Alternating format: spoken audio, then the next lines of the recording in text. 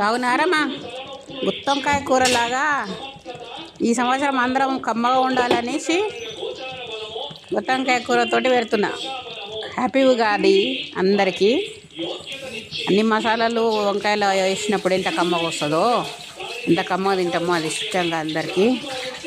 అలాగే అందరికీ ఈ సంవత్సరం మొత్తము అన్ని రకాలుగా ఉండి కమ్మగా ఉండాలి లైఫ్ అని అందరికీ శుభాకాంక్షలు చెప్తున్నా అన్నమాట. కట్టుచారు మనకు ఉగాది రోజు ముఖ్యమైనది, ఇంకా మసులుతుంది కాబట్టి అక్కడ పెట్టేసినాం అనమాట. గుత్తొంకాయ ఏంటంటే ప్రతి ఒక్కరికి ఇష్టమైన కూర అంటే గుత్తొంకాయ, అందుకని గుత్తొంకాయ కూర.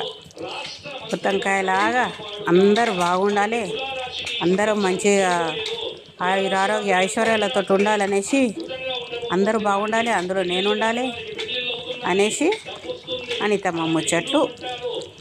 హ్యాపీ ఉగాది అందరికీ.